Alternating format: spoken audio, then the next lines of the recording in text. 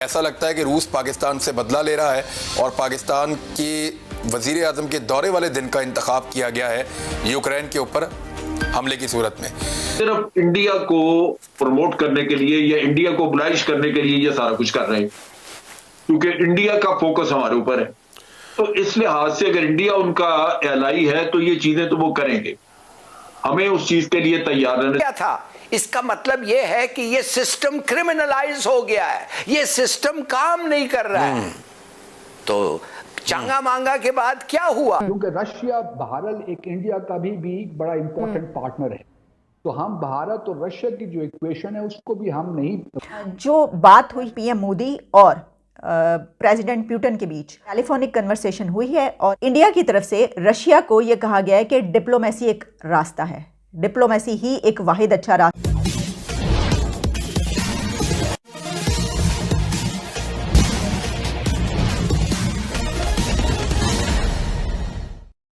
इमरान खान जब रूस के दौरे पर थे उसी समय रूस का यूक्रेन पर आक्रमण करना, पाकिस्तानी मीडिया द्वारा इसका यह अर्थ निकाला जा रहा है कि रूसी राष्ट्रपति ने प्रधानमंत्री इमरान खान का अंतर्राष्ट्रीय बेइज्जती करने में कोई कसर नहीं छोड़ा।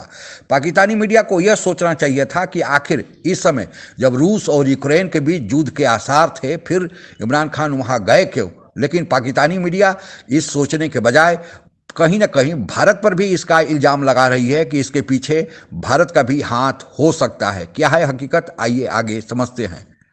इमरान खान साहब ने दौरा किया रूस का, उस दौरे को लेकर पाकिस्तान में बहुत ज्यादा तनकीद हुई। कुछ लोग ये कह रहे थे कि इस दौरे की टाइमिंग ठीक नहीं है, ये नहीं होना चाहिए था। कुछ लोगों ने यह कहा कि वजीर आजम पाकिस्तान को दौरा कैंसिल करके पाकिस्तान वापस आ जाना चाहिए। कुछ लोगों ने यह कहा कि ऐसा लगता है कि रूस पाकिस्तान से बदला ले रहा है और पाकिस्तान के वजीर आजम के दौरे वाले दिन का इंतखाब किया गया है यूक्रेन के ऊपर हमले। करेक्ट। आप देख लीजिए कि मुख्तलिफ फोरम से वो भारत को प्रमोट करते हैं और आपकी और इवन खित्ते में जो स्ट्रेटेजिक बैलेंस है वो भारत के लिए टिल्ट हो रहा है, उसको मदद कर रहे हैं। इन सारी चीजों में एक ही चीज नजर आती है कि हमारा इंटरेस्ट उनके पास कोई नहीं है, ना इनकी लिंकेज है। वो सिर्फ इंडिया को प्रमोट करने के लिए या इंडिया को ओबलाइज करने के लिए ये सारा कुछ कर रहे हैं, क्योंकि इंडिया का फोकस हमारे ऊपर है। तो इस लिहाज से अगर इंडिया उनका एलाई है तो ये चीजें तो वो करेंगे, हमें उस चीज के लिए तैयार रहना चाहिए। हमारी एक्सपोर्ट्स वगैरह का मसला है कि वो अमेरिका में आप काफी जाती हैं, वहां से आपको काफी इनकम है, लेकिन वो शायद आपको वक्ती तौर पर प्रॉब्लम हो।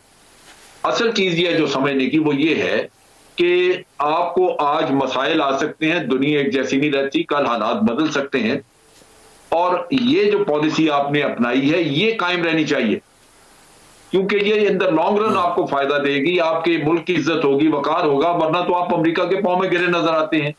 सिर्फ मसला आपको जो आज हर्डल है वो ये है कि अमेरिका के जो पिट्ठू हैं यहां आपके अपने मुल्क में बैठे हुए, वो आपके लिए प्रॉब्लम कर रहे हैं। मसलन इस दौरे पे जो तनकीद की गई वो ऐसे नहीं की गई, वो अमेरिका की हिमा पे थी। क्योंकि रशिया भारत एक इंडिया का भी बड़ा इंपॉर्टेंट पार्टनर है, तो हम भारत और रशिया की जो इक्वेशन है उसको भी हम नहीं भुला सकते। लेकिन हमें रशिया के साथ इस प्रोसेस को जारी रखना है कि हमारे रिलेशनशिप में सब्सटेंस पैदा हो। लेकिन अगर आप ये कंक्लूजन्स ड्रॉ करने जा रहे हैं कि रशिया और चाइना और पाकिस्तान का एक ब्लॉक इमर्ज हो रहा है, तो मैं इससे इत्तेफाक नहीं करता। अभी बहुत सी चीजें हैं जो अनफोल्ड होने वाली हैं। देखिए, भारत अभी बहुत केयरफुल है, उसने अभी तक रशियन इन्वेजन को कंडेम नहीं किया। सेक्रेटरी ब्लिंकन की आज फोन पे बात हुई है डॉक्टर जयशंकर से, जो भारत के एक्सटर्नल अफेयर्स मिनिस्टर हैं। तो अभी बहुत सी चीजें हैं जो बेयकीनी की सूरत हाल में हैं, तो हमें भी उसी सूरत हाल के साथ खेलना है और अपने आप को सही पोजीशन में रखना है। ये ना हो क्योंकि हमारे यहाँ जिस तरह जनरल साहब ने कहा, एक अननेसेसरी डिबेट यहाँ पे शुरू हो जाती है कि टाइमिंग ठीक थी नहीं थी। तो ये सारा बेसिकली इंडिया को सपोर्ट करने के लिए था और इंडिया की ख्वाहिशात पे हमारे लोगों को टेररिस्ट भी डिक्लेयर करवाया गया। इंडिया की रिक्वायरमेंट जो थी वो पूरी होती रही, वहां से अफगानिस्तान से हमारे यहाँ टेररिज्म करवाते रहे।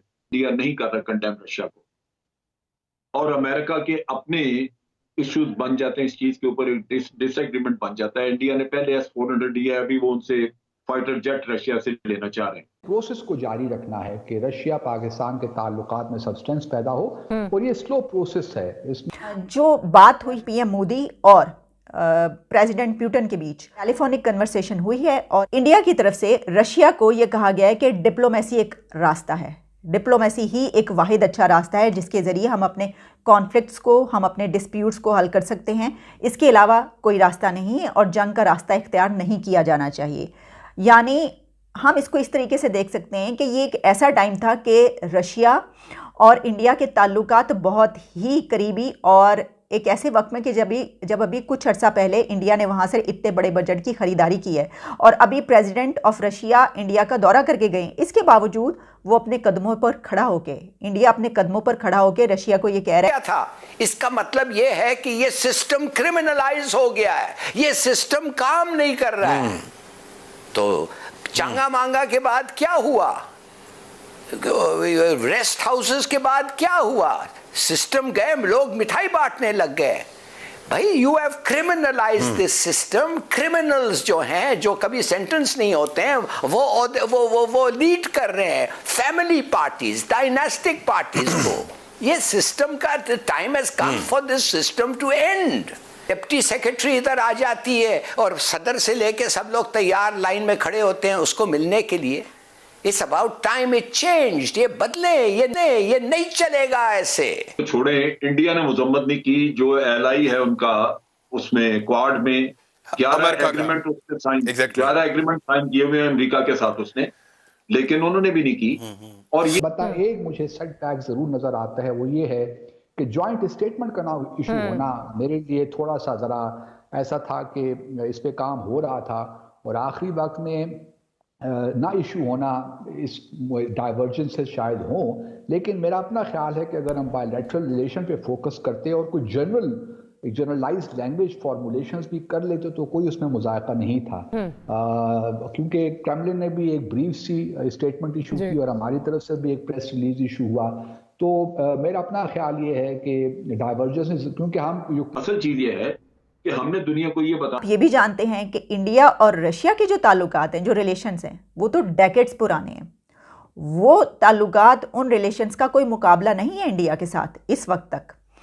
ये अलग बात है कि इंडिया जो रशिया है उसके चाइना से ताल्लुक़ को अच्छी नज़र से नहीं देखता, लेकिन इसके बावजूद कि चीन और रशिया करीब आ रहे हैं, इंडिया का अभी कुछ दिन पहले व्लादिमीर पुतिन ने दौरा किया और इंडिया ने बहुत बड़े बजट का वहाँ पर ख़रीदारी हुई, जो S-400 की ख़रीदारी है और वो रशिया से ही हुई।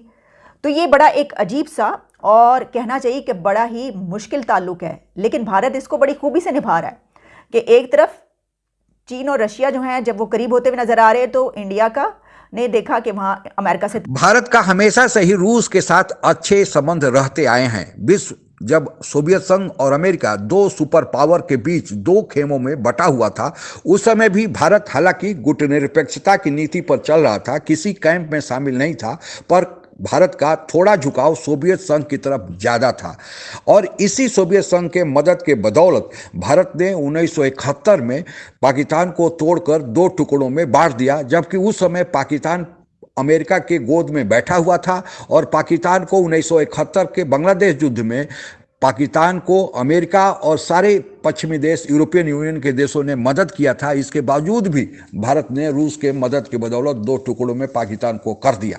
आंतरिक कारणों के कारण 1991 में सोवियत संघ विघटित होकर कुल 15 देशों में बटा और आज का रूस और यूक्रेन जो अभी दोनों में युद्ध चल रहा है, दरअसल वे पहले सोवियत संघ के ही भाग थे और एक ही देश के हिस्सा थे।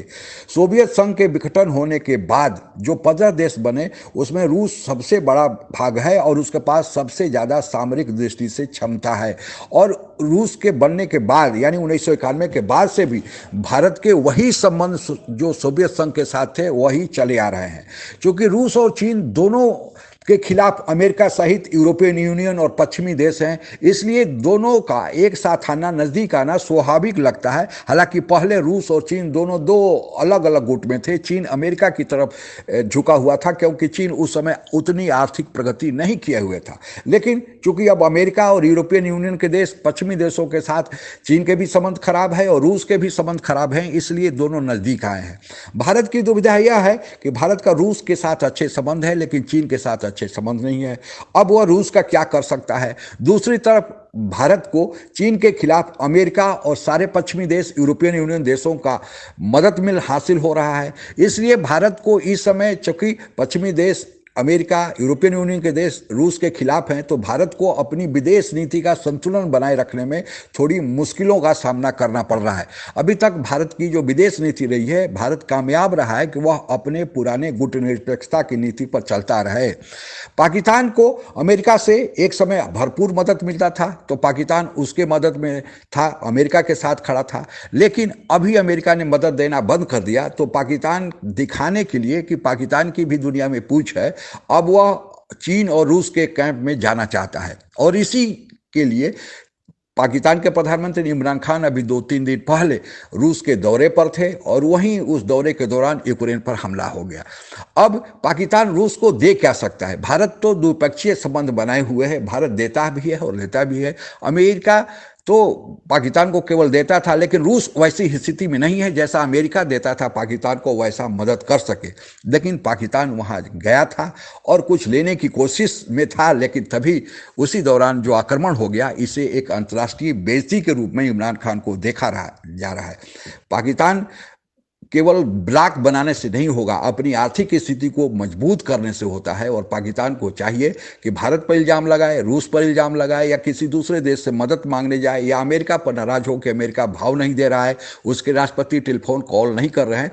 इन सब पचड़ में पड़ने के बजाय पाकिस्तान अपने को मजबूत करे, आर्थिक रूप से अपने को ऊपर उठाए, फिर वह गुटनिरपेक्षता के सिद्धांत पर भी चल सकता है और अपनी स्थिति को, अपने कूटनीतिक प्रभाव का भी इस्तेमाल कर सकता है, और फिर उसे इस प्रकार की बेइज्जती का सामना नहीं करना पड़ेगा। आज के लिए बस इतना ही। जय हिंद।